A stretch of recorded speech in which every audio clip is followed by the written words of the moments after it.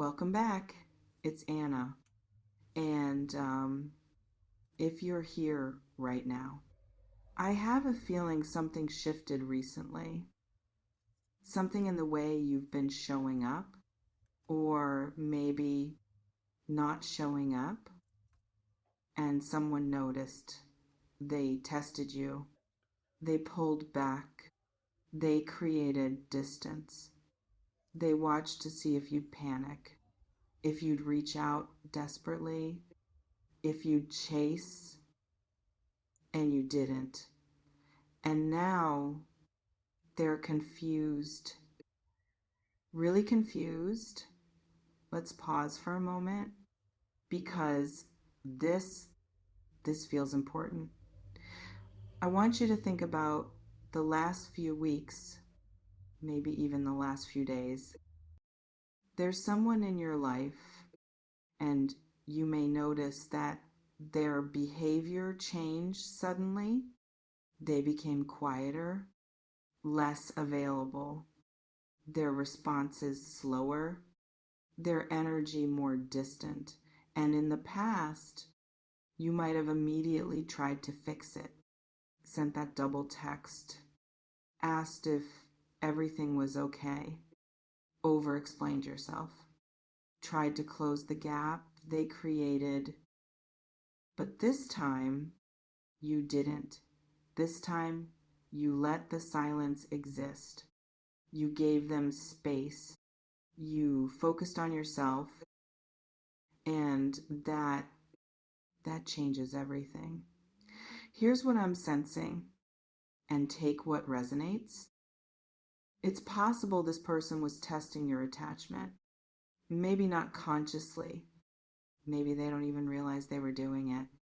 But some people experience this pattern where they pull back to see how much power they have, to see if you'll come running, to confirm that you need them more than they need you. It can feel like a game. But for them, it might be more about seeking reassurance or testing their own value in your life.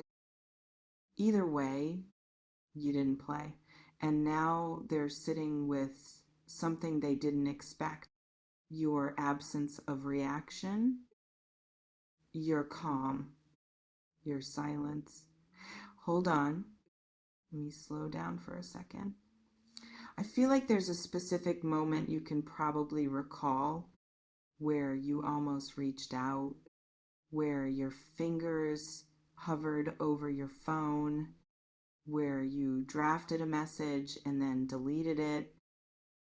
That moment, that choice to not send it, that was significant because in that moment, you chose yourself. You chose your peace over their validation. You chose to let things unfold naturally instead of forcing connection. And whether you realize it or not, that was an act of self-respect. So what's happening now? Some people experience this as a kind of shift in the dynamic where the person who pulled away starts to feel uncertain. They might be checking your social media more, rereading old conversations, noticing that you're not chasing them the way they expected. It's possible they thought you'd panic, that you'd beg for their attention, that you'd make them feel powerful and needed, but you didn't. And now they're questioning things. They might be asking themselves, wait, did I misread this? Do they not care anymore? Did I push too far? And I'm not sure why, but this feels important. Their confusion isn't necessarily about missing you, although that might be part of it. It's more about the disruption of a pattern they were familiar with. You were predictable, and now you're not. You were reactive, and now you're still. And that stillness, it's powerful in a way they didn't anticipate. Let's sit with this for a moment because there's another layer here. It's possible that when someone tests you like this, they're actually testing themselves. They're seeing if they can walk away, if they can create distance and feel fine, if they can convince themselves they don't need the connection as much as they actually do. But when you don't chase, when you don't fill the space, they left. They're forced to confront their own feelings without the distraction of managing yours. And that can be deeply uncomfortable for them. You might notice small signs, subtle things, like them watching your stories, liking an old post, sending a random meme, asking a vague question. These breadcrumbs, they're not accidents. Some people experience this as a kind of soft re-entry, where the person who pulled away starts testing if the door is still open without fully committing to walking through it. They want to see if you're still there, but on their terms. And here's where you need to be really honest with yourself. What do you want? Not what you think you should want, not what would make things easier, but what actually honors you and where you are right now. Because just because they're confused, just because they're coming back around, doesn't mean you have to make it easy for them. You may notice a part of you that wants to reassure them to reach out first and smooth things over, to go back to the familiar dynamic where you're the one chasing. But I want you to consider, what would it cost you to do that? This reflection invites you to notice if someone needs to test you to feel secure, if they need to create distance to see if you'll panic. What does that say about the foundation of the connection? I'm not saying they're a bad person or that the relationship is doomed, but I am saying you deserve consistency. You deserve someone who doesn't need to play games to feel valued. And your choice not to chase, that's you recognizing your own worth. Let me ask you something, and you don't have to answer out loud. Just notice what comes up. How did it feel when you chose not to chase? Was there relief?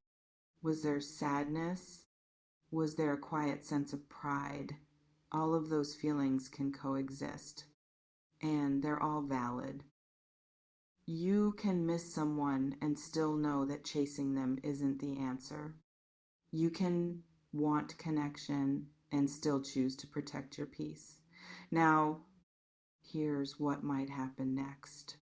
And I want to be clear. These are possibilities, not certainties.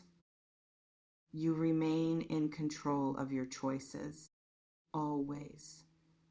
It's possible they'll reach out more directly, maybe with an apology, maybe with a vulnerable confession, maybe with a casual, "I've been thinking about you." And when that happens, you get to decide how you respond. You don't owe them immediate forgiveness. You don't owe them a rush back to intimacy.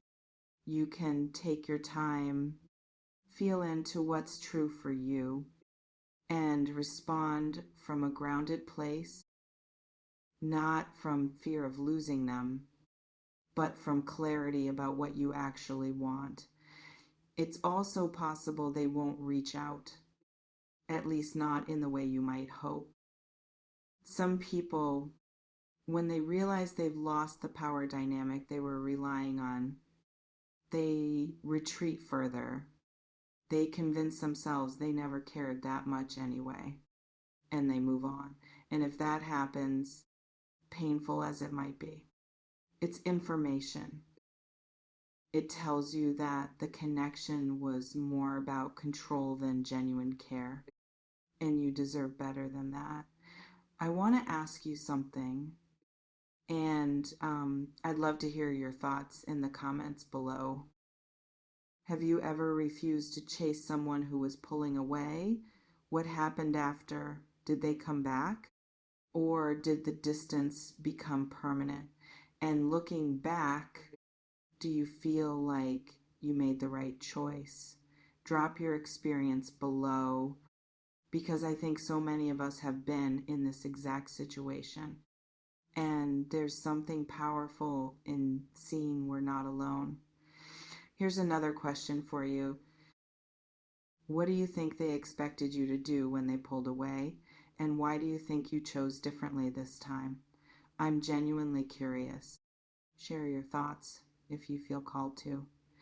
As we move toward the close of this reflection, I want to bring your attention back to yourself, because this message, it's not really about them.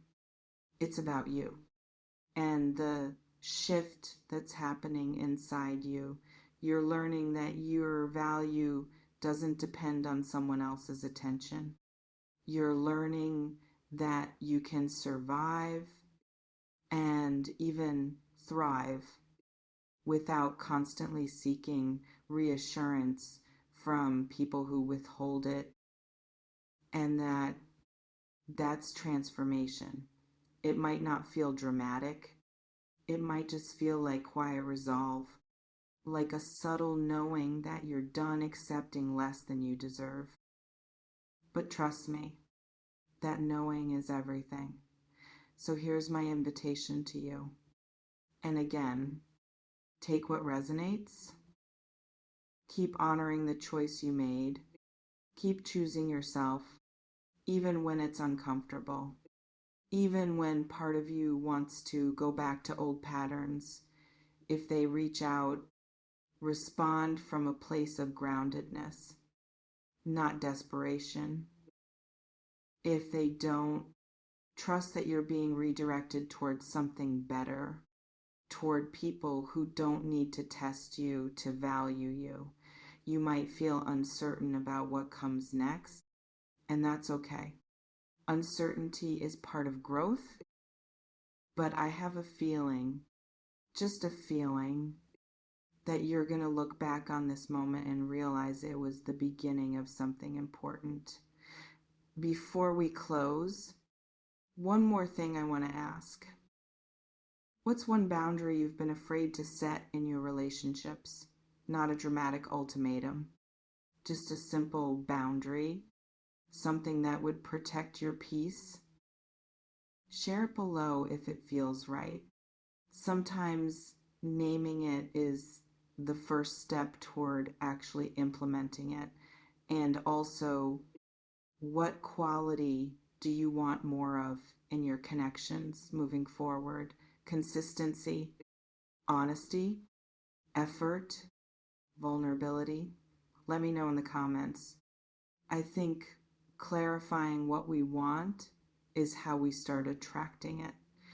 As you move forward from here, I want you to remember something. The person who doesn't chase isn't the person who doesn't care. They're the person who cares enough about themselves to not lose themselves in someone else's uncertainty. And you showed up for yourself. You chose your peace. You chose your worth. And whether this situation resolves the way you hope or not, that choice matters. You're stronger than you think, more grounded than you give yourself credit for, and more deserving of reciprocal, consistent, genuine connection than you've been allowing yourself to believe. And I hope this reflection reminded you of that. Take what resonates, leave what doesn't, and trust your inner knowing. You know what's right for you. Thank you for being here, for trusting this space, and for doing the inner work that brought you to this message. I'll see you in the next one. Take care of yourself.